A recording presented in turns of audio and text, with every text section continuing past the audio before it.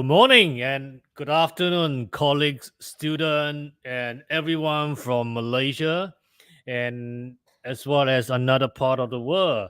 On behalf of Asia Pacific University of Technology and Innovation (APU), allow me to extend a warm welcome to the Montfort University from United Kingdom. Let me briefly introduce myself.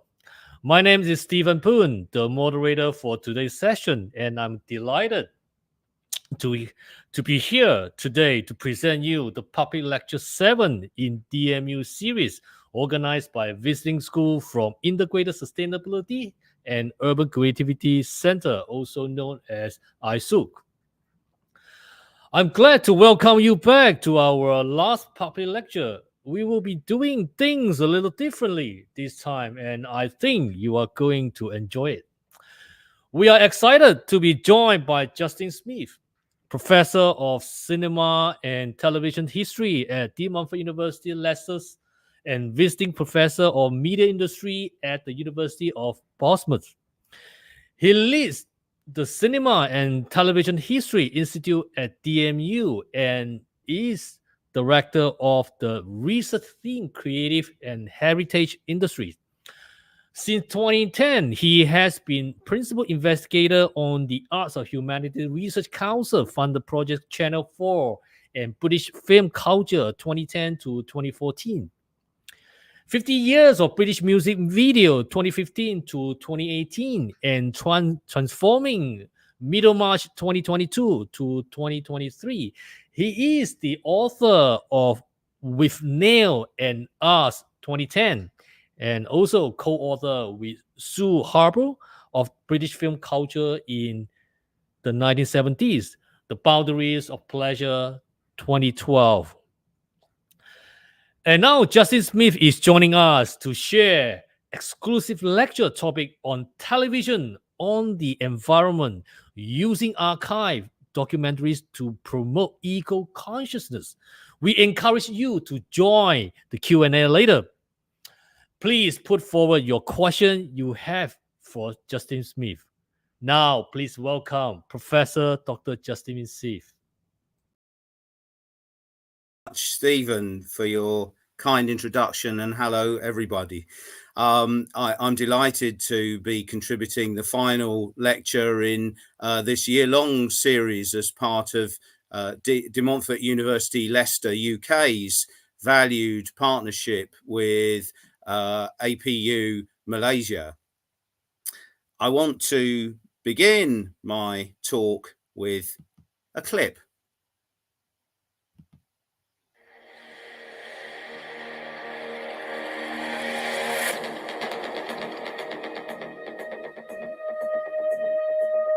Weather patterns become unpredictable. Sea levels rise, forcing coastal villagers from their farmlands and into crowded inner cities. In the heart of Africa, there are 4 million people who are there and who need help. The doctors see their patients dying because they don't have something just to save their lives. 250 elephants that were killed for their ivory for that one shipment. We don't yet know really how long it will take plastics to degrade in the environment. We have now entered a whole new geological epoch.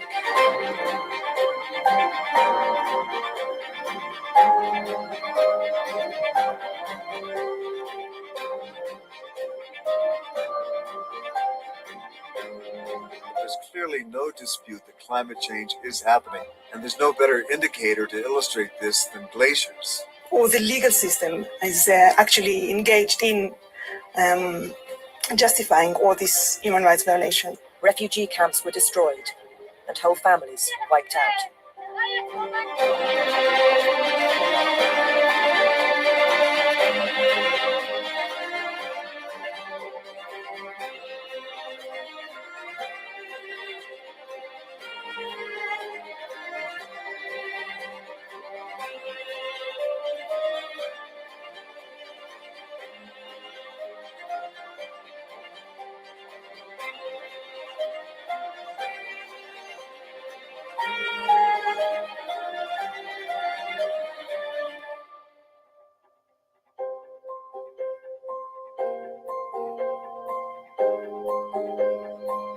Said it would be better to have a weak treaty a strong way of life.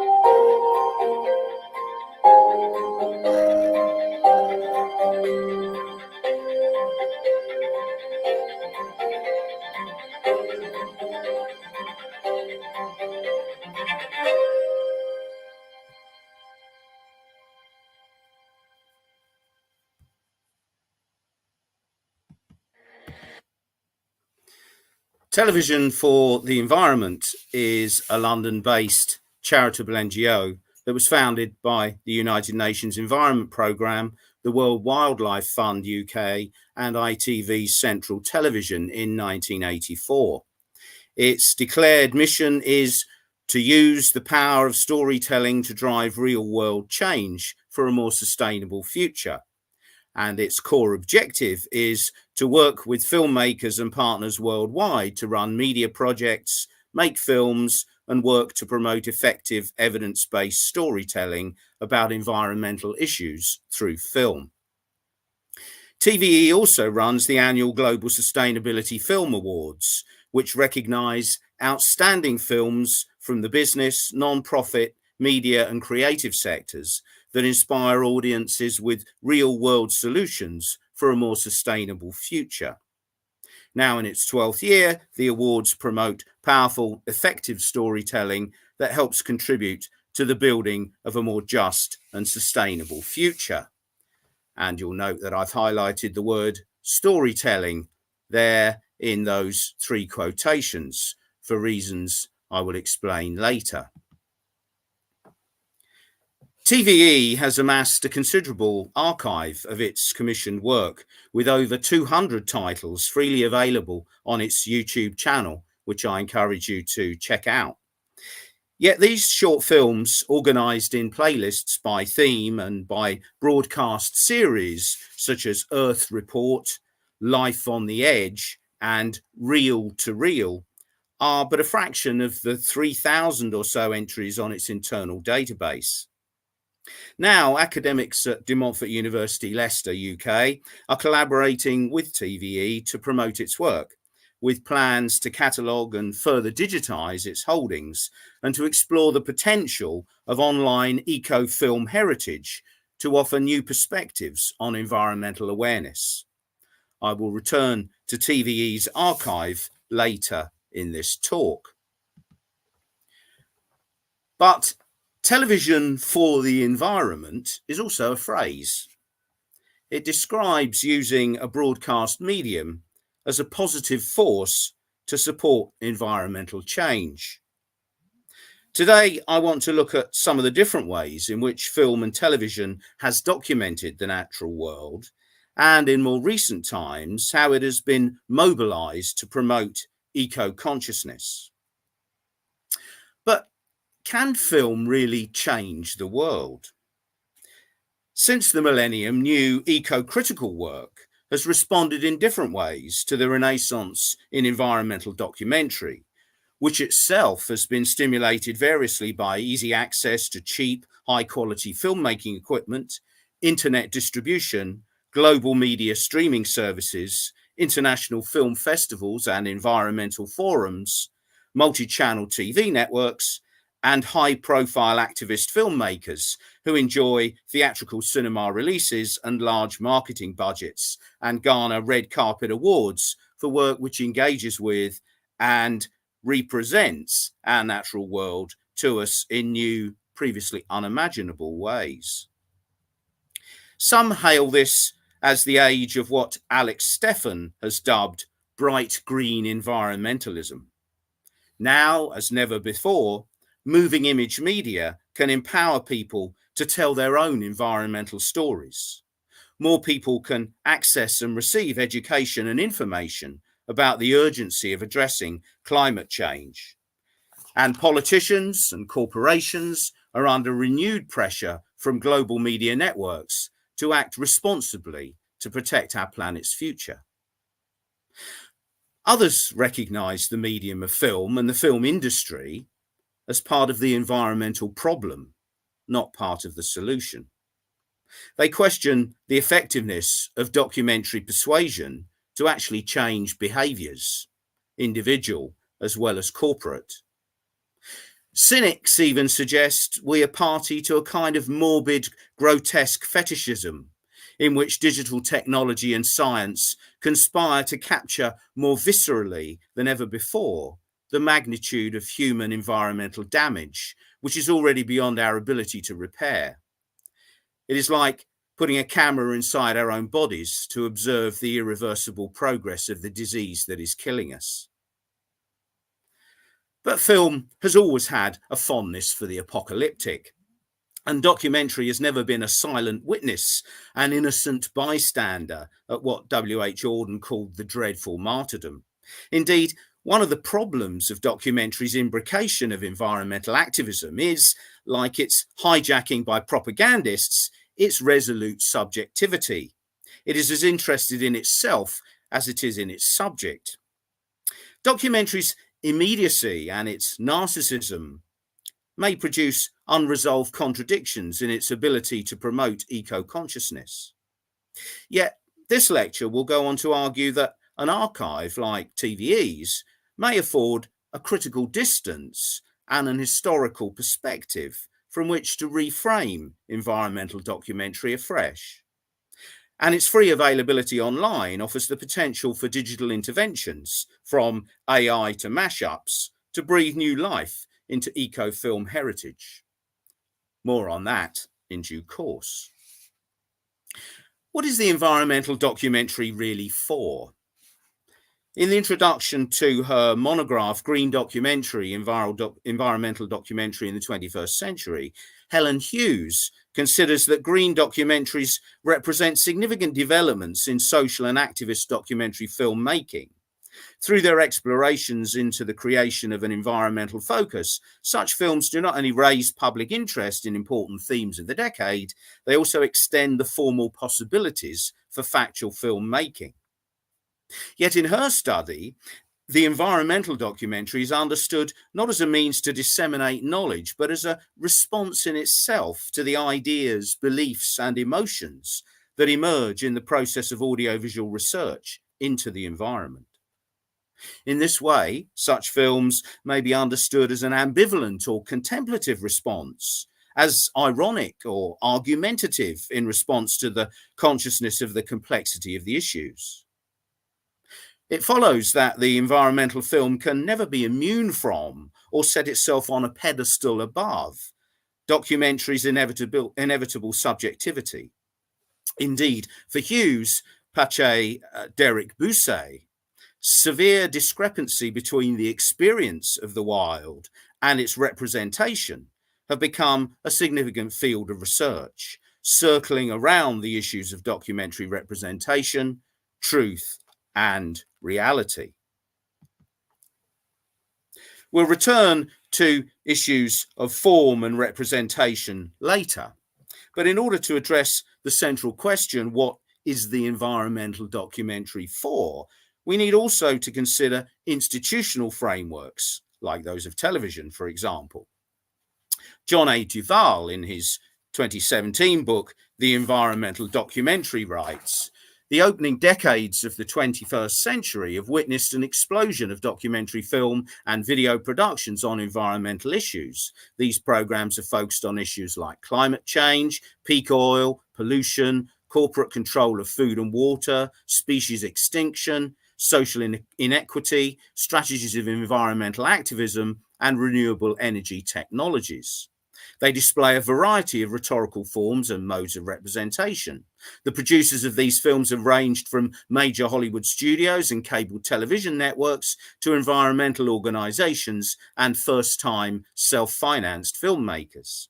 Their proliferation has resulted in part from the lack of attention given to environmental issues by public media outlets, but may also be explained by the miniaturization of professional quality video production technology and by the expanding diversity of windows of distribution, including theatrical screenings, film festivals, television cable casting, DVD sales, and online streaming.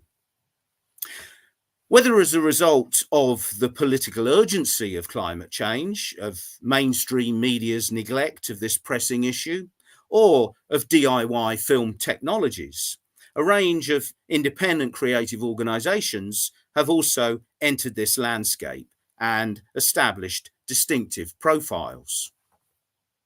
For example, in the USA, the Environmental Media Association, and in the UK, charitable production and distribution outfits like Television for the Environment are joined by newbies such as Albert. Collectively, they and many others alongside them constitute a new media ecology characterized by campaigning zeal on the one hand and reform of the film industry's own backyard on the other. There is a sort of ecomania at large, but then there needs to be, because the doomsday clock is approaching midnight. How did we get here? I want to offer now a whistle-stop history of film's fascination with the natural world, because I think the past can offer our present and urgent concerns about the planet's future some useful perspectives. Robin Murray and Joseph Herman cite director Bertrand Tavernier's claim that an 1896 Lumiere Brothers film, Oil Wells of Baku Close View, may be the first ecological film ever made. He seems, they observe, to be reading the footage of burning oil wells from an eco-critical perspective. Indeed, Oil Wells invites a reading that centres on environmental concerns because of what look like the devastating effects of drilling for oil. This 36-second view shot by Camille Cerf with a stationary camera shows huge flames and black smoke streaming from burning oil wells in Baku, Azerbaijan, seemingly sure signs of environmental disaster. But disaster here seems more like spectacle, which raises interesting issues, and both Cerf and the film's viewers serve as spectacles attentive audience. Well, the clip that I want to show you is in fact from the work of another filmmaker. This is The Oil Gush in Balakani, which was directed by the pioneer of cinema in Azerbaijan, Alexandre Michon. It was filmed on August the 4th, 1898, just a year later, in Balakani, Baku, and presented at the International Paris Exhibition. The film was shot using a 35mm film on a Lumiere cinematograph and is considered the first film of Azerbaijani cinematography, depicting a blowout from the oil well in the Balakani village of Baku. And here it is, silent, of course, but spectacular nonetheless.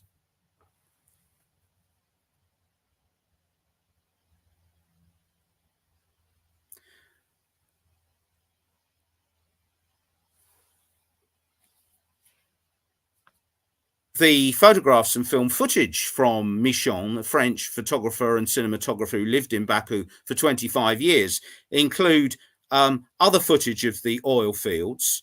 And from 1879 to 1905, he documented landscapes, episodes from oil extraction, the refining process, as well as the oil gushers, eruptions, and terrifying fires that broke out in the oil fields. Writing in 1997 about Michon's footage of fires in 1898, Kamizada called the field oils terrifying fires. It's called the oil fields fires terrifying, yet the person in oil wells of Baku close view seems unconcerned. The spectacle was cinema's foundational achievement, as Tom Gunning argues in his influential chapter, The Cinema of Attractions. But the environmental spectacle was equally in its early quest. The Cambridge anthropologist, Professor Albert Court Haddon, had filmed his Torres Strait expedition of 1897. And I want to show you a brief clip of ritual dances by the Torres Strait Islanders. Again, of course, silent film from a fixed camera.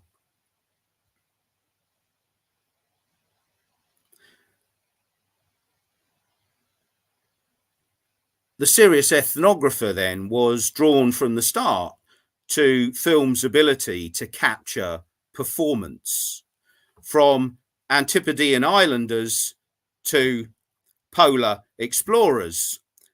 Early filmmakers went to the ends of the earth to capture life in remote places. Consider Robert Flaherty's seminal Nanook of the North, made in 1922.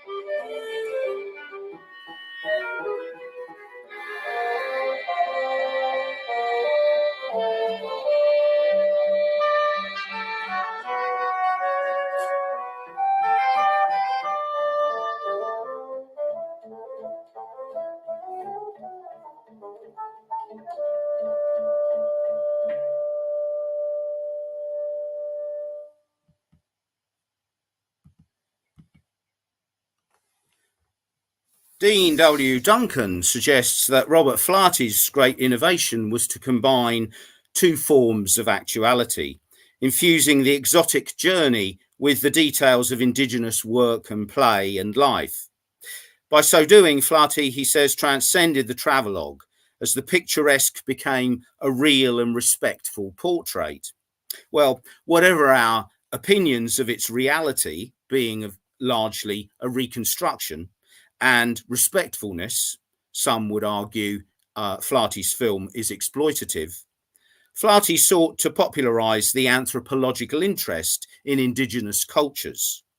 Explorers, those other early environmental observers, contemporary with Flaherty's first journeys to northern Canada, were polar expeditions like Scott's ill-fated quest to the South Pole, filmed by British pioneer Herbert Ponting and released in 1924 as The Great White Silence.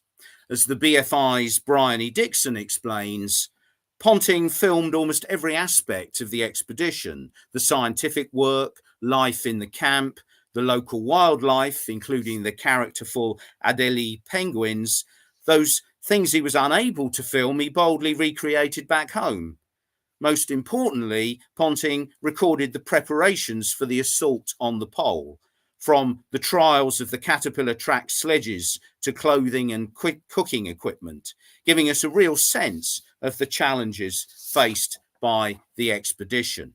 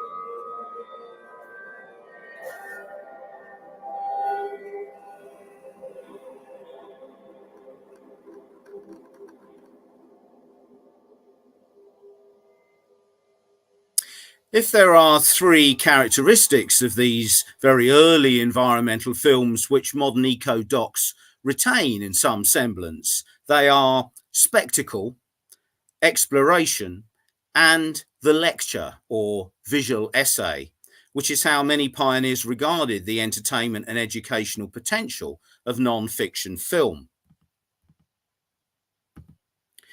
As Helen Hughes notes, John Grierson, often seen as the conceptual founder of documentary as a form, was interested in the ways that documentary film could represent an advance on the lecture through the development of a particular form defined as the creative treatment of actuality. He pioneered that form in his seminal film Drifters, which concerned and was sponsored by the herring fishing industry. Ian Aitken, author of John Grierson and the documentary film movement, considers Drifters was possibly the most revolutionary film to be made in Britain at that point. Drifters exhibits the influence of then highly controversial, in fact banned, Soviet montage films such as Sergei Eisenstein's Battleship Potemkin, and also combines that formalist influence with a highly symbolic homage to nature, the sea, and the toil of humble fishermen. The film also established what is fundamental, if not always so explicit, in subsequent natural history documentaries: the relationship between humanity and nature. In Grierson's film, this is posited as a harmonious, if austere, equilibrium. In fact, from an eco-critical perspective, all environmental films are interventions. Well, having traced an originary narrative here, now let's run with this idea and bring things up to date somewhat. As John Duval records, explicit environmental awareness in documentary film really began with the films of Parry Lawrence, commissioned by the US government in the mid-1930s to support Roosevelt's New Deal. The two most famous Lawrence films were The Plough That Broke the Plains, 1935, focusing on the agricultural crisis in the Great Plains, and The River, 1937, documenting the attempts to control flooding in the Mississippi River Valley. These half-hour films were among the first prominent documentaries to specifically address environmental challenges created by man's abuse of the environment. But following the Second World War, another American filmmaker, Irwin Allen, adapted marine biologist Rachel Carson's 1951 best-selling book, The Sea Around Us, into a colourful filmic odyssey that was also extremely prescient in its warnings about climate change, as this finale shows.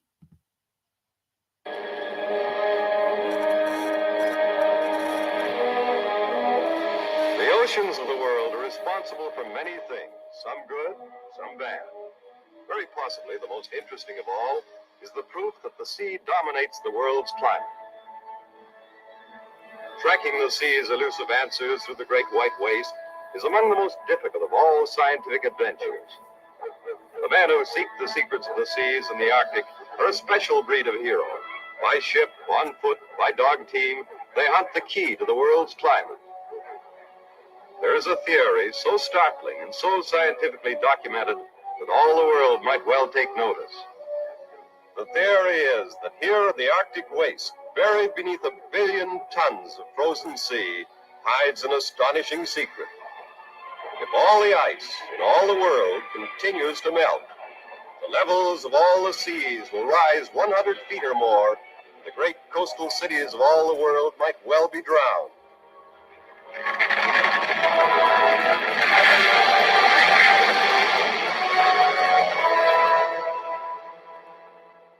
It has been established beyond all reasonable doubt that the great Arctic change of climate started somewhere about 1900 and has spread so rapidly that small glaciers have already disappeared and the big ones are melting at a startling rate.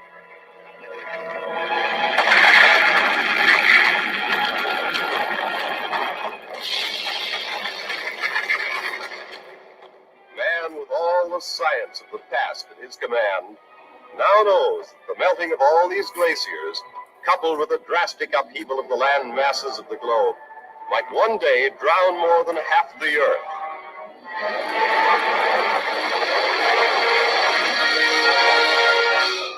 What is the fate of the world? Is this the end?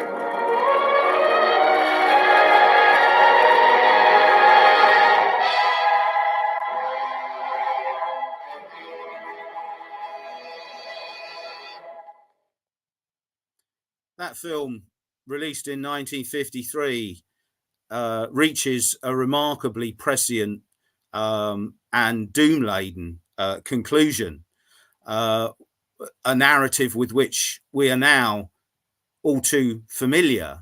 But to think that that knowledge has been in existence for so long is itself a chilling fact. As Duval reports, the film was distributed theatrically and won an Academy Award for Best Documentary Feature, which was a category first introduced by the Academy of Motion Pictures in 1944. The film displayed innovative technologies of human exploration of the ocean's depths, as well as microscopic photography of sea life, and effectively portrayed both the beauty and the savagery of the marine world. The focus was on the struggle for survival and the symbiotic relationships between species, occasionally enlivened by humorous interactions among the animals. But it's that conclusion that really packs a serious punch. Helen Hughes notes that what Carson's work represents, however, is a new combination of scientific expertise with a developed professional ability to write for a general audience. And this was very much the mode in the post-Second World War era. What is decisive, she continues, for this development is the transformation of the already growing grassroots environmental movement during the 1960s into a network of non-governmental organizations encouraged by the United Nations and leading governments, into a global process of international negotiation and national education. Two branches of the United Nations, the United Nations Environment Programme and the United Nations Educational, Scientific and Cultural Organization, have both had an influence on international efforts to encourage and steer public knowledge and action on environmental issues that, in their turn, have been part of the context of the development of environmental film festivals and environmental documentary production. The 1960s also ushered in the television age, when documentary found its most influential medium.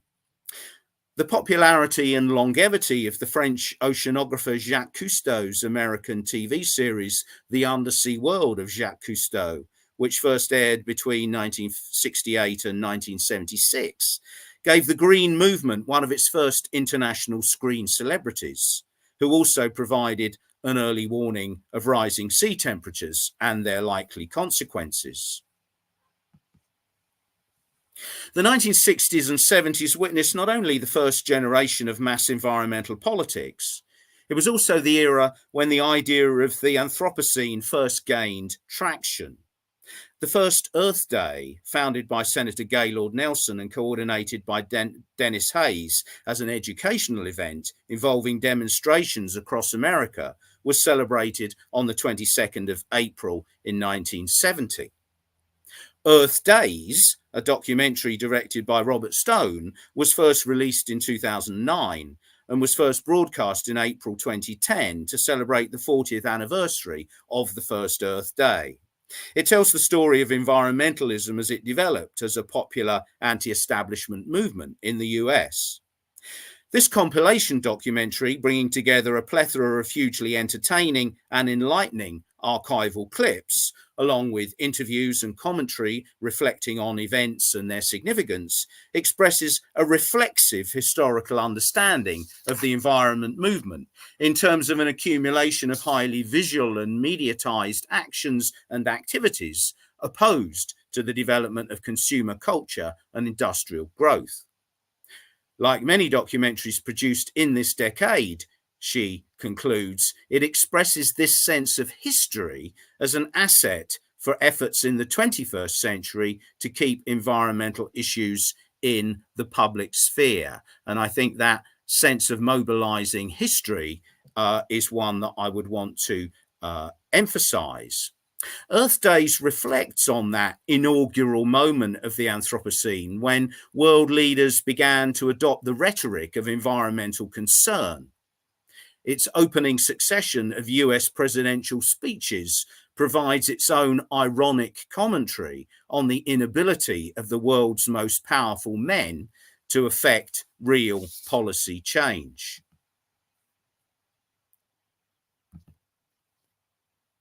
Viewers like you make this program possible. Support your local PBS station.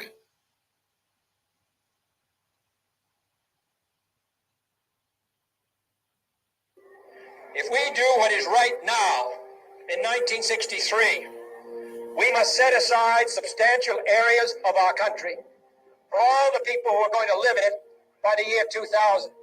Where 180 million Americans now live, by the year 2000, there will be 350 million of them. Either we stop the poisoning in our air, or we become a nation in gas mass, groping our way through these dying cities and a wilderness of ghost towns that the people have evacuated. The great question of the 70s is, shall we surrender to our surroundings, or shall we make our peace with nature and begin to make reparations for the damage we have done to our air, to our land, and to our water? And accelerate development of technology to capture energy from the sun and the earth for this and future generations. If we fail to act soon, we will face an economic, social, and political crisis that will threaten our free institutions. We must and will be sensitive to the delicate balance of our ecosystems, the preservation of endangered species, and the protection of our wilderness lands. It's been said that we don't inherit the earth from our ancestors, we borrow it from our children. And when our children look back on this time and this place, they will be grateful. If we fail to reduce the emission of greenhouse gases, deadly heat waves and droughts will become more frequent, coastal areas will flood, and economies will be disrupted. That is going to happen unless we act. And here we have a serious problem. America is addicted to oil.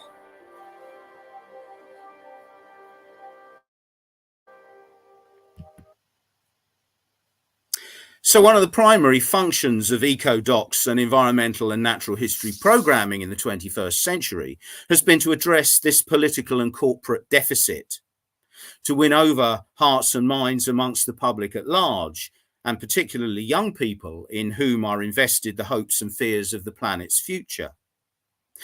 Superficially, such documentaries are educational, wearing their scientific credentials and their technical prowess as badges of honour. Fundamentally, they are ideological. But do they work? Before I return to Television for the Environment, the NGO, I want to cast an eco-critical eye over Television for the Environment as popular broadcast entertainment. I'm fully aware that some of the most radical and persuasive eco-docs are made outside the institutional infrastructure of mainstream broadcasting. And I acknowledge that so-called activist environmental documentary, often made at grassroots level on very low budgets about issues of local community concern, has flourished in the digital age, where access to the tools of production and via the internet distribution have empowered filmmakers to an unprecedented degree.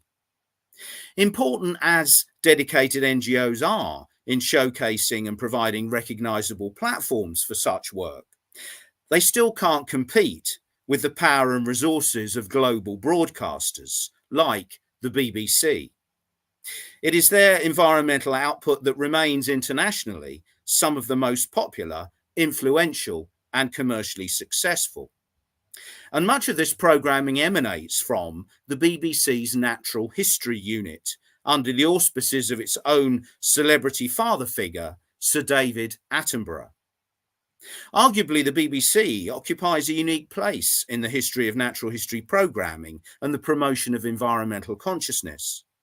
This is by dint of its role as a public service broadcaster and its mandate, enshrined by its founder and first Director General, John Reith, to inform and educate as well as to entertain. Its Natural History Unit, based in Bristol since 1957, has established an international reputation in this field.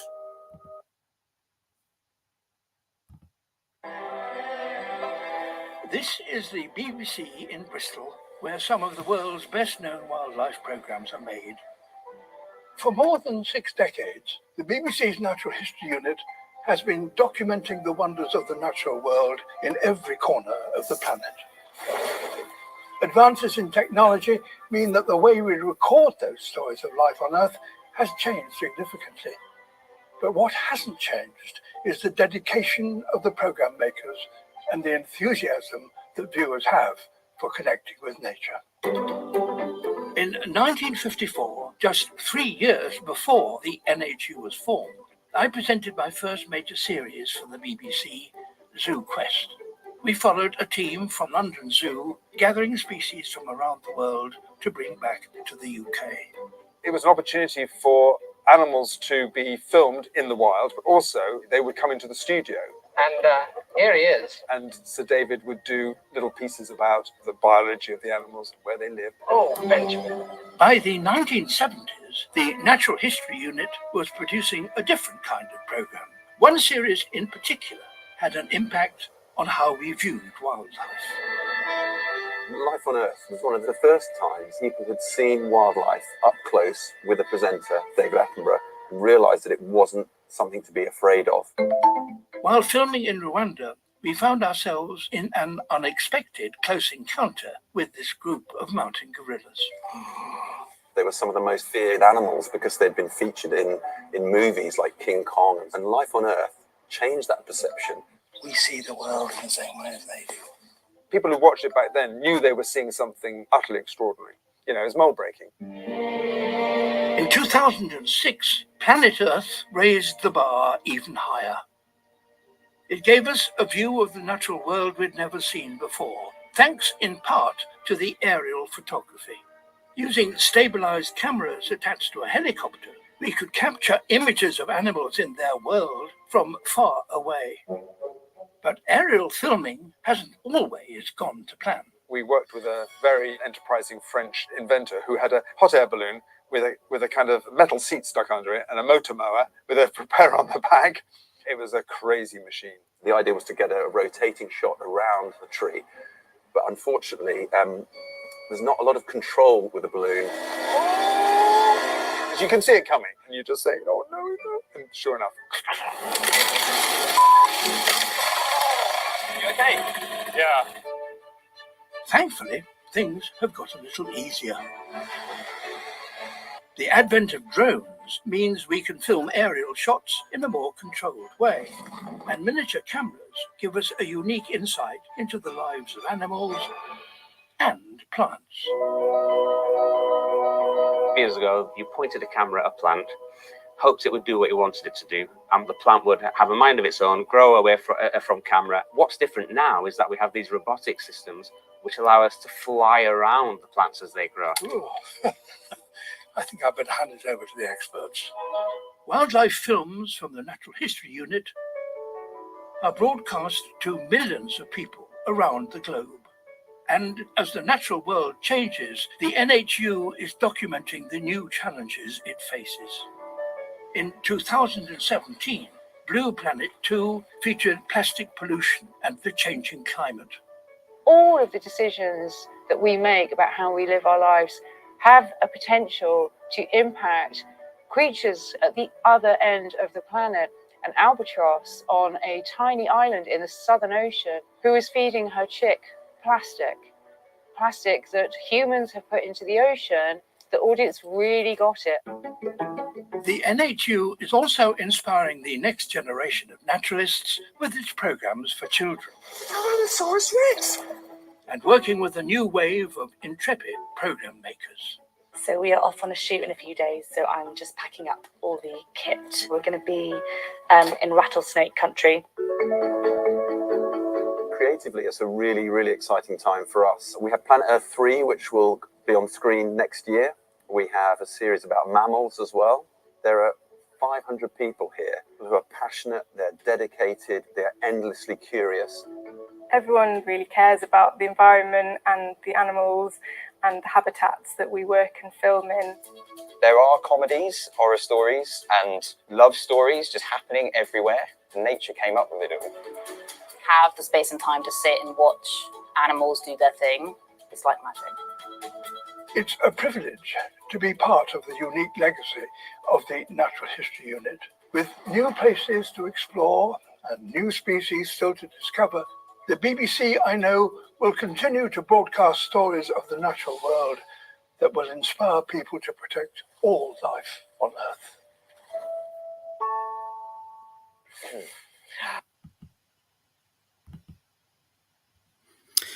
The original Planet Earth series was broadcast in over 130 countries. 2016's Planet Earth 2 recorded domestic audiences in the UK of almost 10 million and was sold internationally to more than 50 countries. And the current Planet Earth 3, which is going out on the BBC in the UK and elsewhere at the moment, has already exceeded that in pre-sales and is being shown to huge audiences. In tandem with an educational partnership with the UK's Open University, the series also reaches out particularly to young audiences. The brief here from the Natural History Unit's own publicity focuses on its exceptional storytelling, jaw-dropping imagery, and cutting-edge science. And the Open University partnership promises a Habitat Explorer mobile cell phone app to take with you to discover the environment for yourself. Now, the value of the personality of David Attenborough and his self-effacing yet infectious curiosity for the natural world remains an incredibly bankable asset to the BBC's NHU, as much as the influence of the diminutive but determined young Swedish activist Greta Thunberg has been in leading environmental campaigning. Yet the home of environmental consciousness, certainly in the Anglophone world, has not been without its critics. The University of the West of England's Jane Dawson and Andrew Spicer critique its neo-colonial mode of production and the ways in which it has silenced or marginalised alternative practices. Whilst recognising the NHU's attempts to improve its ethical credentials by engaging with the effects of climate change, reduce its carbon footprint and make greater use of in-country crews, we question, they say, how far these adjustments are driving progressive change, given the pressures on the NHU to continue its commercially successful formats. Now, notwithstanding the worldwide popularity and success of shows like Planet Earth, I want to take up this critique of NHU's neo-colonialist position in two further respects. The first is in pursuit of what I label science fiction. This terminology is already being employed in eco-critical debates about the apocalyptic discourse surrounding climate change. As Kyle P. White writes, portrayals of the Anthropocene period are often dystopian or post-apocalyptic narratives of climate crises that will leave humans in horrific science fiction scenarios. And Claire L. Evans insists we need something new, a form of science fiction that tackles the radical changes of our pressing and strange reality. We need an Anthropocene fiction. But I'm not talking about science fiction in these ways. By science fiction, I mean the central narrative device in such programs of making up stories about the subjects of natural history. The Planet Earth podcast, which accompanies the series, makes this imperative in their production very clear. Have a listen to this clip. The power of a narrative is very great. You want to tell a story that people say, what's going to happen next? Good Lord. I'm Mike Gunton, and this is the Planet Earth podcast. This week, we're focusing on story. What makes a great Planet Earth story, and how do we find those stories in the first place? We cast the net wide. We'll have tens, if not hundreds, of potential stories for each episode, of which we film 8 or 9. This is Matt Brandon. He's the series producer for Planet Earth 3. The teams themselves will stress test them, check that they're right. Is it new? Has it been seen before? Can we show it in a new way? Does it fit in with our theme? Is it the right habitat? All of those kind of things. And then in each team, a story will be pitched internally. And then that story will be pitched to myself and Mike. This stage is actually my favourite. It always amazes me, and to be honest, it's a bit of a relief, how many untold stories we seem to be able to find. So how does the team start the process to pick from all those options? There's no set formula. It's a pretty varied approach. Sometimes you have a very specific story idea in mind, and sometimes people bring us stories. This is Charlotte Bostock, who worked with us as a researcher on Planet Earth 2 and is now a producer on Planet Earth 3. And she is a master at finding new stories. You might see an amazing picture of a really cool animal on Instagram, and you might think, okay, what's the story behind that animal? You know, that's a great looking frog. Does it do anything interesting? Other times it could just be scouring the latest scientific journals. Newness, something fresh, is so important that we're normally searching for the very latest scientific discoveries. But sometimes there are hidden away stories from the past. I had read a paper which was back from the 1980s of these fish in Lake Malawi that supposedly faked their own death in order to catch prey. Now, that in itself, I was hooked. I need to find out more about this. And I spent a lot of time speaking to the scientist who had studied that behavior and actually spent his whole career working in Lake Malawi. He had observed this behavior happening, but because it was a relatively long time ago, the pictures and videos he had taken, you couldn't really see what was happening. So he strongly suspected that was happening, but didn't have, say, any high-speed footage that meant that it was really happening. When we went out there with our high-speed cameras, we were actually able to show him for the first time this incredible hunting behavior happening in slow motion. The cameras actually revealed some new science to the scientist, which was incredible because he spent his whole life working there. And that was that it looked like these fish were holding their breath. So in the final few seconds, when the fish are kind of coming in, the fish would close its gills and look as if it's holding its breath. And that was something he'd never seen before because the technology hadn't been there for him. That was a classic case of a real collaboration between us and the scientists to get that behavior. Story is obviously absolutely key to the success of any sequence of any episode that we make. But that story has to be steeped in scientific veracity. We work extremely closely with scientists and experts around the world to ensure that the stories that we are telling are absolutely true to science. Matt's right. Science is critical to everything we do, and we couldn't make this series without the scientific research community. In fact, many of us originally come from the world of science and research, and like us, Sir David studied natural sciences at university. And I think in a different life, I could see him surrounded by books and microscopes, spending his life as a university professor. Thought I was going to be, and the reason I wasn't was that I was called up. It was under national service, and that broke my academic career. And after you've been in the Navy for 2 years, if you're in your early 20s, you want to get on with life. Luckily for us, the university's lost out, and of course he went into wildlife filmmaking.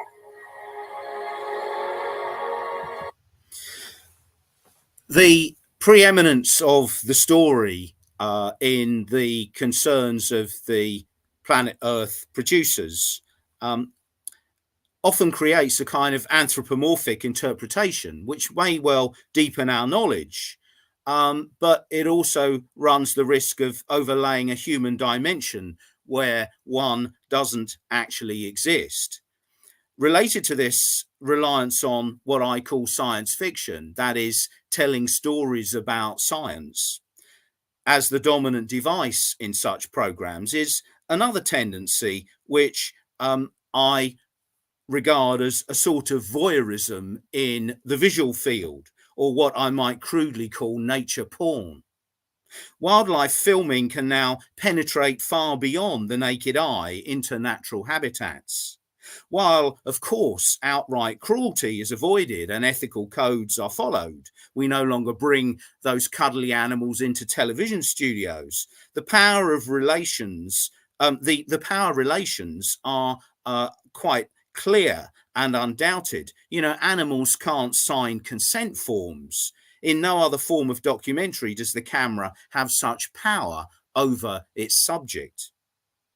Just as natural history filmmaking contributes to environmental damage by its heavy footprint and invasive interventions, so it objectifies fragile ecosystems for our visual pleasure.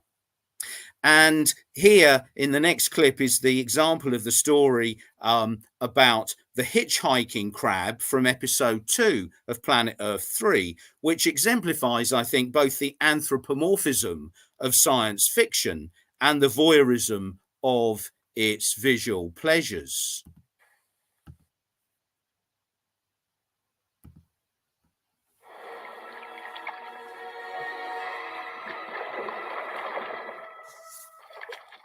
Plastic. 12 million tons of it end up in the ocean every year. Each year, it's likely over 500,000 animals are ensnared and killed by these ghost nets.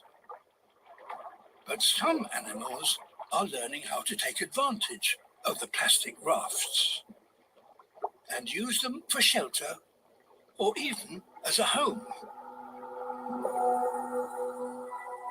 This male Columbus crab, barely bigger than your thumbnail, is a castaway. Clinging to his net, he may have been drifting on ocean currents for months. Now, fully grown, he needs to find a partner. Columbus crabs are not good swimmers, so this male is marooned. Perhaps a passing loggerhead turtle could be the chance to hitch a lift.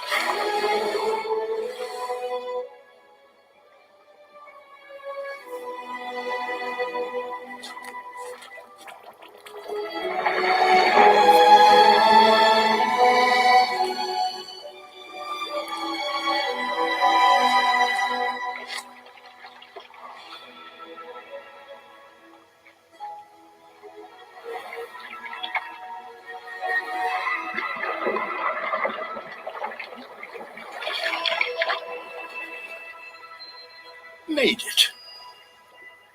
But there's more than one passenger here. A female Columbus crab. They waste no time in getting acquainted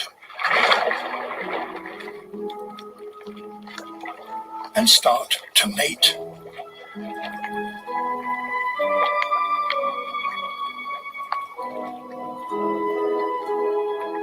This pair may well stay together for the rest of their lives.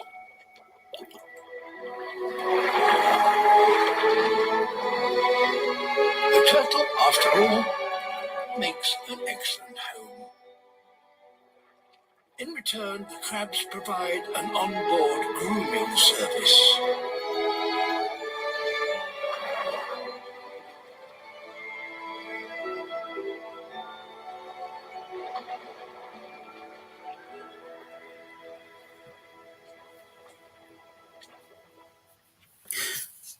But it doesn't have to be this way. There are other narrative strategies derived, for example, from journalistic reportage, which can be used more effectively, perhaps, one might argue, to raise eco-consciousness. Take this brief example about fishing rights in the coastal waters of Senegal from Television for the Environment's groundbreaking series Earth Report, which was widely shown in the noughties on the BBC World channel.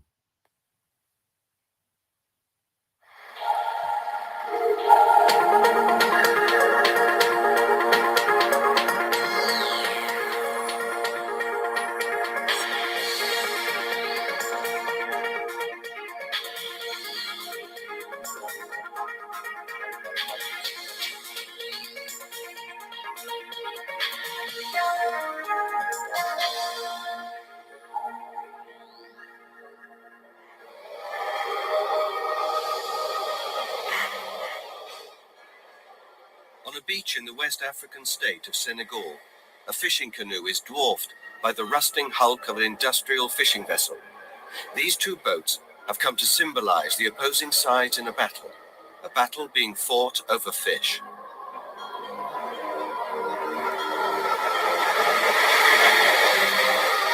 Overfishing is a general worldwide problem, whether this be in Europe, whether this be in international waters, whether this in African waters, and of course overruns many times nature's capacity to renew itself.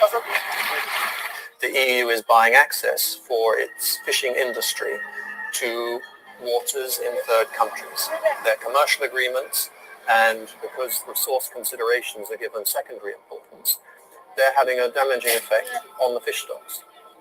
We want to protect more than during the past fishing grounds. We don't want trawlers to enter these zones. We think that nowadays we have to promote responsible fishing.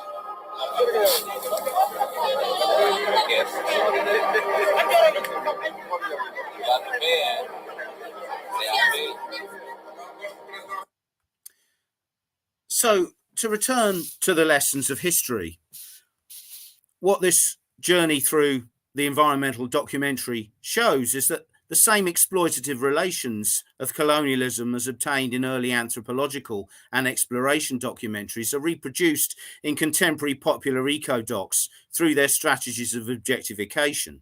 This is another form of the Anthropocene, plundering the natural world for the environment. But what is to be done? How do we promote environmental consciousness, education and climate action using the power of film without causing more harm and without reproducing the same ideological relations that characterize anthropocenic exploitation? A glimmer of hope is to be found perhaps in the lessons of history too. What can the archival heritage of environmental documentary teach us apart from our failure to learn our lessons? It seems that we learn from natural history not how close we are to our planet, not how harmonious is our relationship, but how the Anthropocene alienates us from it. We are the strangers in this paradise. Archival histories of the environmental film, like the collection of Television for the Environment, remind us not of our power, but how small we are and how transitory is our devastating march of progress. And films record how environmental history repeats itself and how, when we destroy natural habitats, we simultaneously erase the memories of our actions. The editors of Eco Cinema Theory and Practice, Stephen Rust, Salma Monani and Sean Cubitt, reinforce this view. They say, historically, since at least the 1970s, it has become equally clear that the three orders, ecologies, technologies and societies, are profoundly alienated from one another. How do we bridge those divides? Well, working with Television for the Environment, researchers at Montfort University Leicester aim to extend the digital reach and the educational impact of their extensive programme archive. There's great potential, we believe, in the capabilities of artificial intelligence to tag, map, visualise and interrogate the media archive in exciting new ways, not only to recover the science from the stories of science fiction, but to ask new questions about our environmental heritage. Even for student filmmakers to create from these materials the language of a new Anthropocene fiction. Perhaps rather than making ever more elaborate and costly films about our planet's plight, we should instead harness the technologies at our disposal to survey the incredible legacy of environmental filmmaking with fresh eyes. I want to end today by conveying a message from the Vice-Chancellor of De Montfort University, Professor Katie Normington, about DMU's representation at the forthcoming COP28 climate talks in Dubai. Professor Normington writes, "Sustainability and climate change are one of the biggest challenges facing humanity, and De Montfort University is committed through its actions to making a difference and being part of the conversation.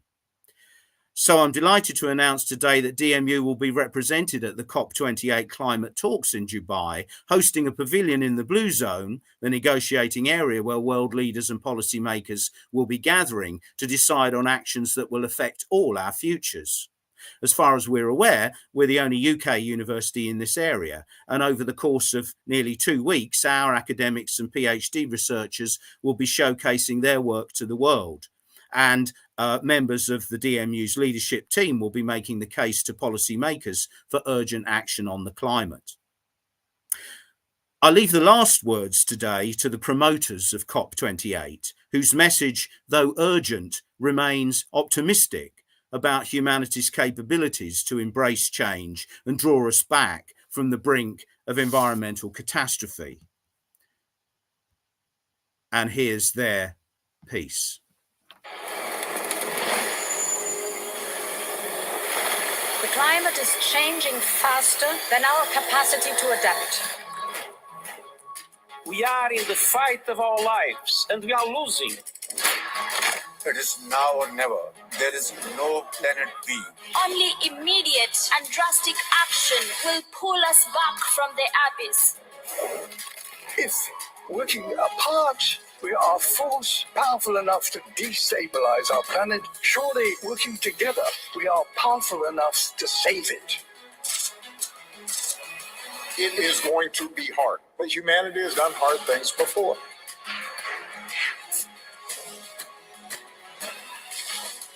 إنه ليس مستحيل. 人类是命运共同体。 The fight against climate change will unite the world as one family. We have the collective capacity to transform. It's an opportunity for everyone to rise to the challenge of this moment. لأن مستقبل أولادنا وأحفادنا يعتمد على الخطوات التي نتخذها اليوم.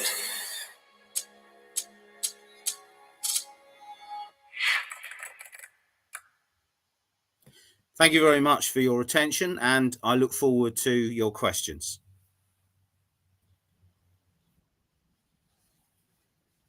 Hi, Justin. Hello, Stephen. How are you doing? That Right. was very good, actually. Yeah, there was a lot of clips you shared throughout the lecture. I was very enlightened, and also there's a lot of reminder.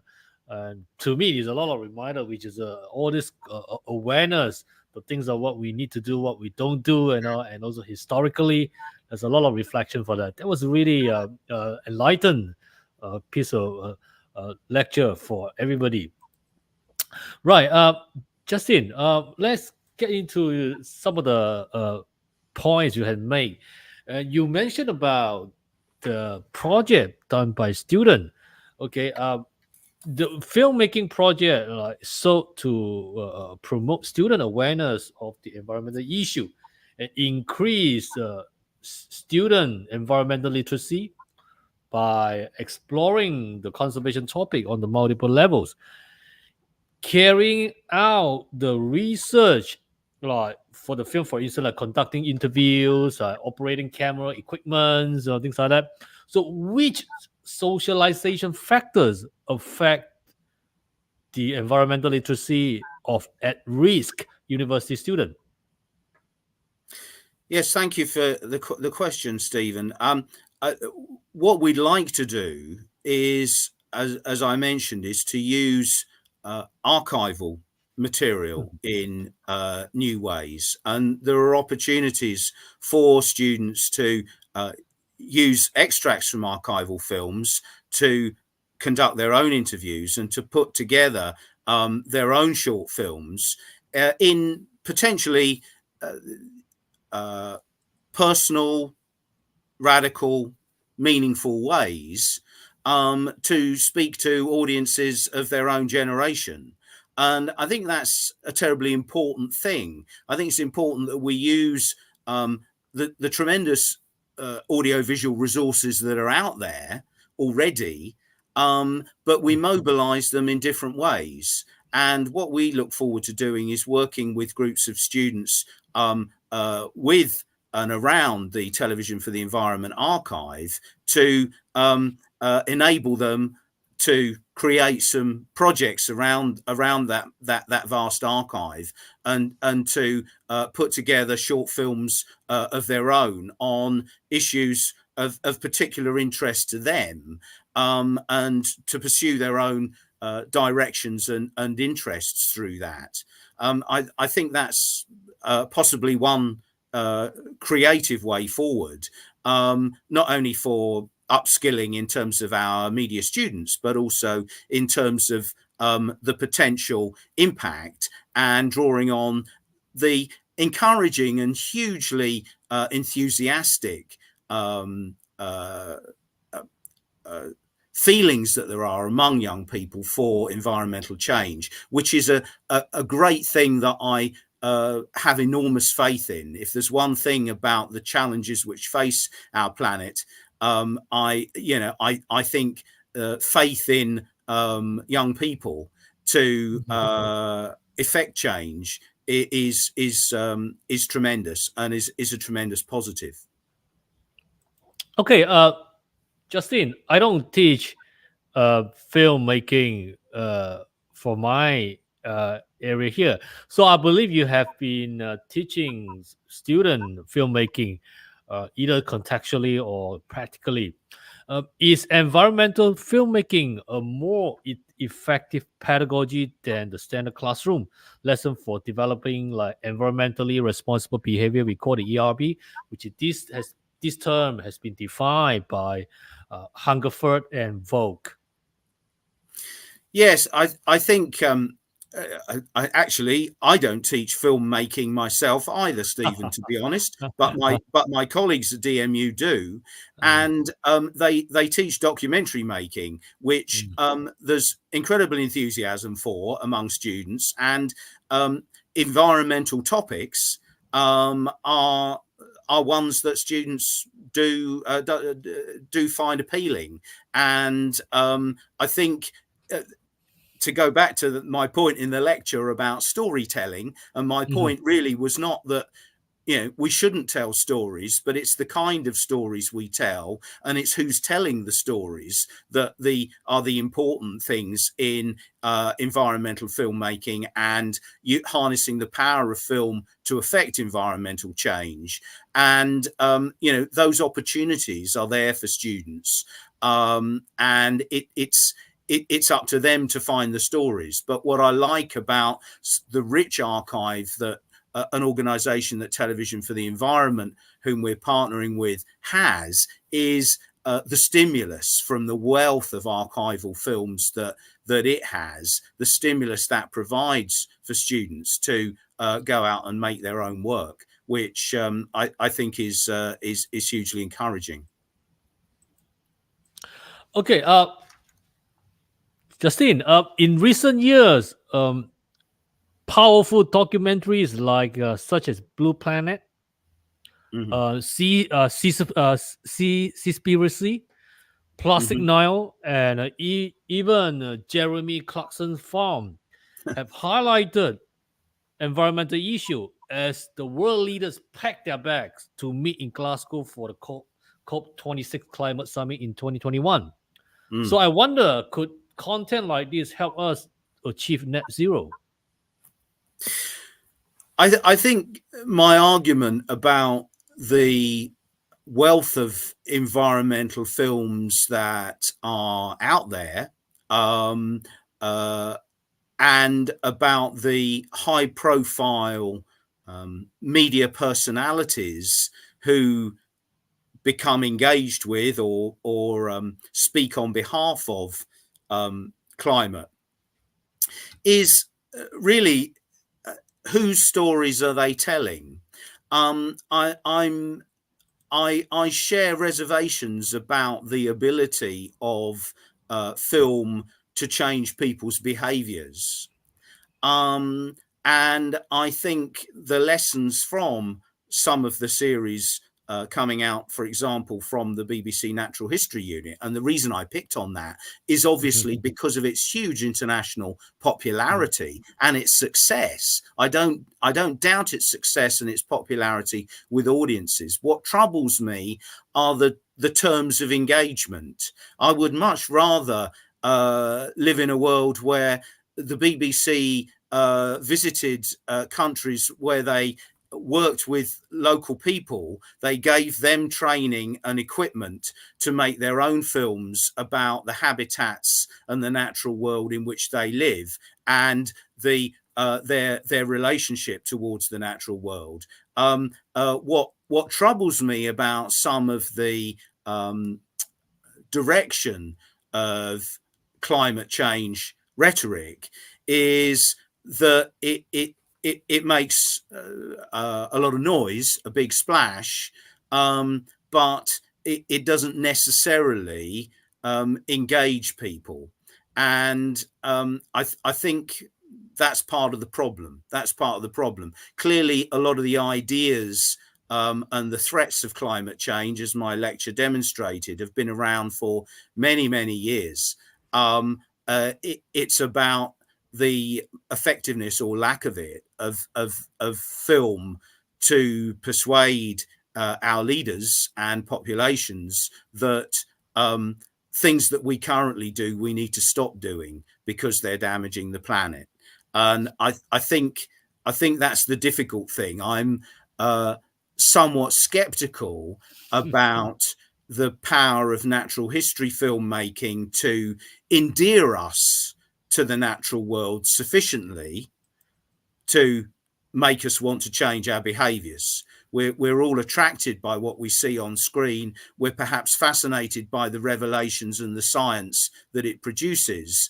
But ultimately, I question whether or not these are effective strategies for bringing about genuine policy change.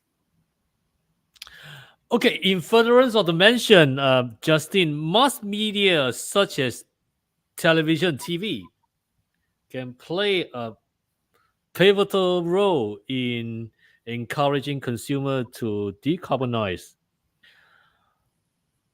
The majority of the future emissions reductions, 63%, will need to come from changes in how we travel, how we power and heat our homes, what we eat and what we buy.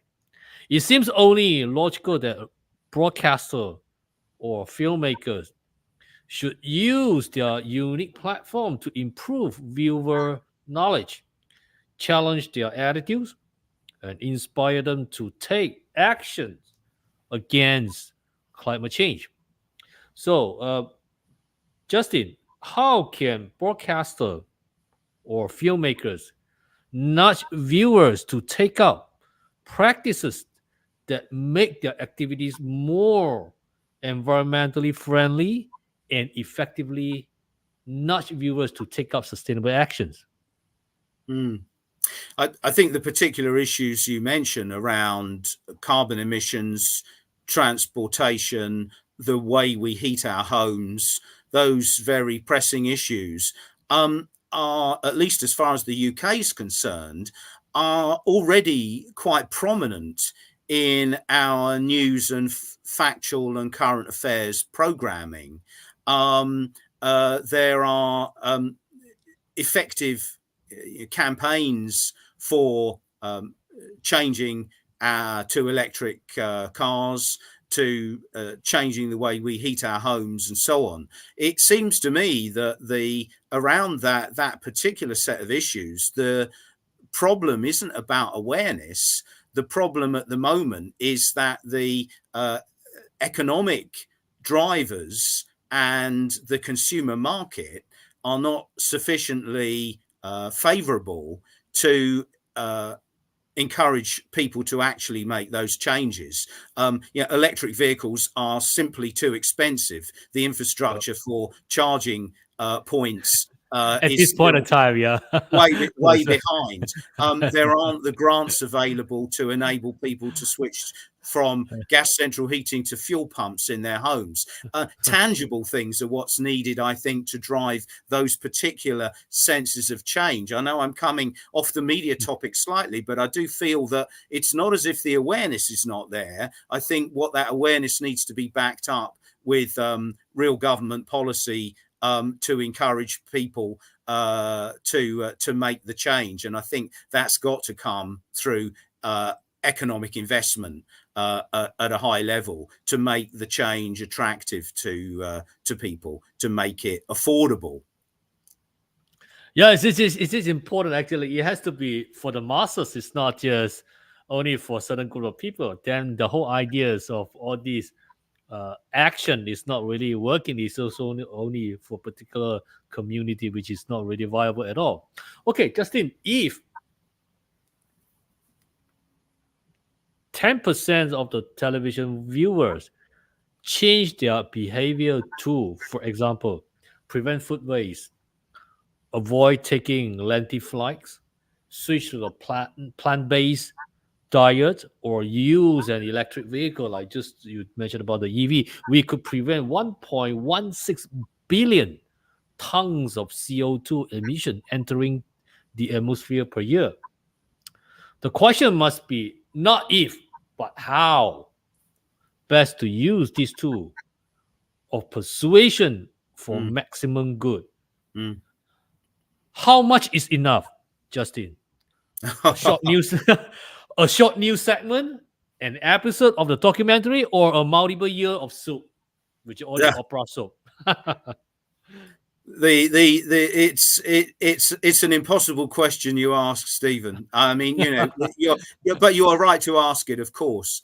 You know, the challenges we face are enormous, and changing behaviours is required, but is a very, very difficult thing.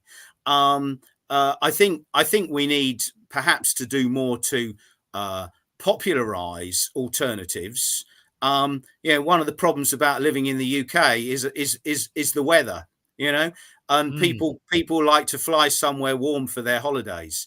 Maybe it's going to be warmer in the UK through global temperature rises in the future, and more people should be encouraged to holiday in the UK rather than getting on airplanes to travel to other countries. The ironies are all around us, Stephen. You know, thousands are going to be flying to UAE for COP28. You know, for the summit. So what is the point? Our green footprint, you know, is even in the service of climate change there are ironies abound in this field, I'm afraid, and I think we need to kind of accept that. We need to take that on board, and you know, we need to use the means that are available to us as far as we can to change behaviour. And that goes, you know, as I said in my lecture, that goes for the creative industries as well. And you know, what's encouraging is there are real initiatives from for example, the British Film Institute and from broadcasters to take the green mission seriously, and to look at their own, you know, green footprint. And I think that's as important as any eco consciousness, that any business, any responsible business needs to do that, and that includes those who make documentaries about climate change. You know. Okay, Justin. In the context of filmmaking, what type of plots, framings, or characters resonate with which audience, in your point of view? Around the eco doc, I think, you know, it depends on the audience that you're trying to attract very much. my own view, and this is a personal view, is that one of the reasons that I showed so many films and extracts in my lecture that concentrated on the sea and on the oceans was, in a sense, the oceans are our great unexplored territory. They're also our kind of placeless territory. Outside territorial waters, the oceans of the world are the responsibility of all of us. They, to that extent, are placeless. Now, one of the things that personally I find most persuasive is eco-docs that concentrate on local projects and local communities. We see the global effects of climate change. We see a film Under the Ocean, which captures the amount of plastic that we're discarding into the seas. But where we need to go back to is the point where that plastic is discarded, in a sense, as much as the effects that it's having where it ends up in the oceans. And so, my feeling about the eco-doc is it needs to return to people, because it's ultimately people who need to change. It is our responsibility to alter. So I'd like to see more documentaries focusing on and made by local communities about their own environmental issues and their own environmental projects. I think the local is glocal in terms of environmental politics, and I think that's really important. Okay, I'm gonna ask you a question based on positivism. How can we? I'm not sure whether probably there's none. I just want to know whether is there any. How can we reliably measure all of this? Is it any index can be measured? Measure what? Measure all this issue. There's lots of data on climate change.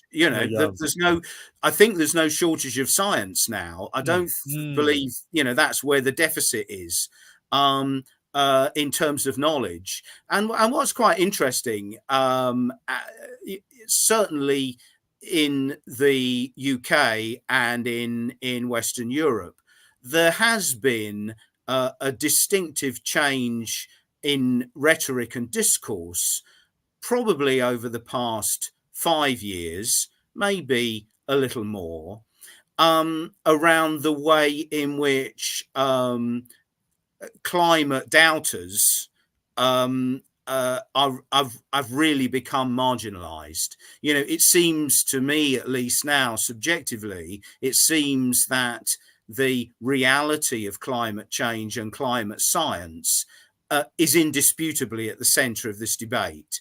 It's not that many years ago that I remember the news outlets, the broadcast news outlets in the UK, certainly attempting, as they are required to do, to offer balanced kind of narratives around news items around climate change.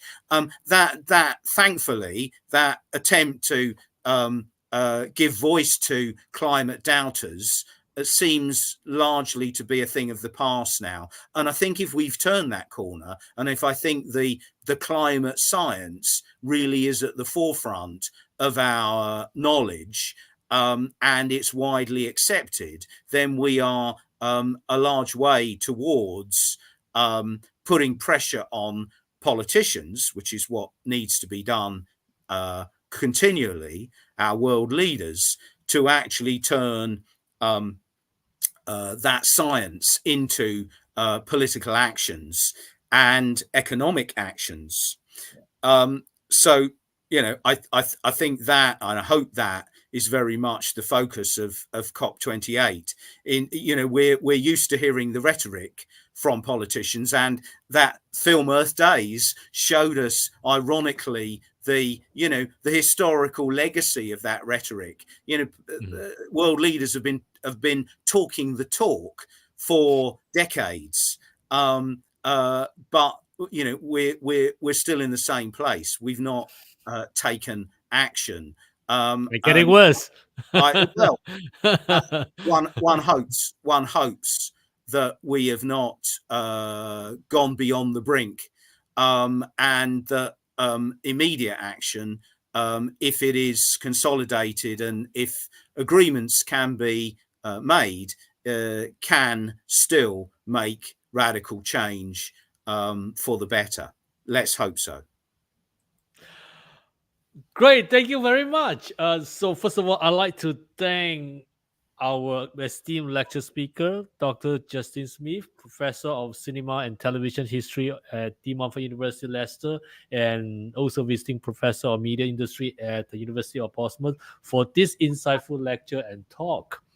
We have come to the end of this public lecture session. It is absolutely my honor, Justin, as well as a privilege to have you here. Thank you so much, Justin. Well, thank you very much, Stephen. And I'd like to say, on behalf of De Montfort University Leicester, UK, I'd like to thank you for convening this whole lecture series. It's my privilege and honour to have been asked to give the final lecture of this series, and a tribute to you for this initiative as part of DMU and APU's very valuable university partnership, and we look forward to our future collaborations. Justin, the pleasure is always ours. Thank you. Okay, audience, food for thought.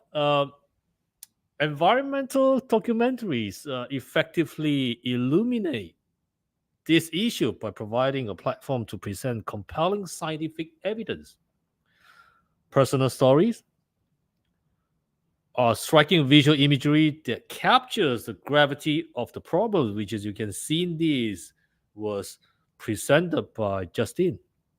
It serves as a powerful tool for education, advocacy, and mobilization.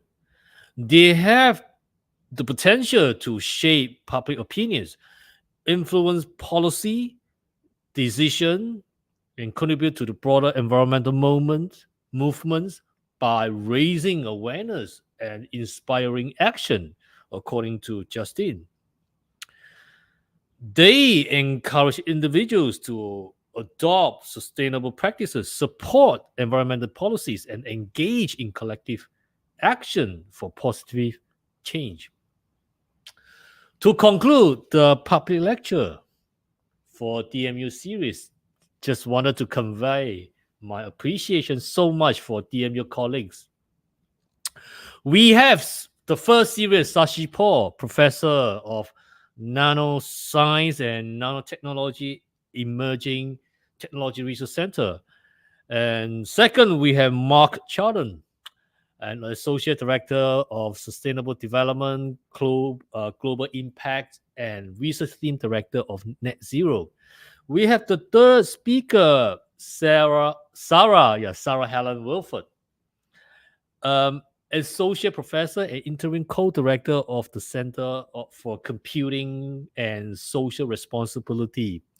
And we have the fourth speaker, Edward Cartwright, Professor of Economics and Director of the Institute for Applied Economics and Social Value. Then we have the fifth, Nicoletta Moisoy, Associate Professor of Pharmacology and Director of the Leicester Institute for Pharmaceutical Innovation, from Molecules to Practice. And the sixth speaker, we have In Jae Young, Professor of Computational Intelligence, School of Computer Science and Informatics, Center for Computational Intelligence, CCI, and DMU Interdisciplinary Group in Intelligent Transport System, DIGITS, digits. And of course, we have the wonderful Justin. So it's important, and thank you so much for the 7 speaker, which is will agree to be part of this lecture series, which is organized by APU. So yes, we have your hard and close work these past few months. It is absolutely really appreciative. It's been a lot, but we have pulled through swimmingly. And on behalf of ISU, I really appreciate you having my back through all this. I'm looking forward to the future. A few people in the background, the ISU APU support team, who has done an excellent job, and of course, the fantastic coordination with student services and marketing. Thank you very much indeed. Ladies and gentlemen, boys and girls, with that public lecture DMU series organized by Visiting School from Integrated Sustainability and Urban Creativity Center at APU, Asia Pacific University of Technology and Innovation. Till then, take care and each other. Enjoy the rest of your day. And for those who are not in our time zone, for the Malaysian, I see you next year. Thank you.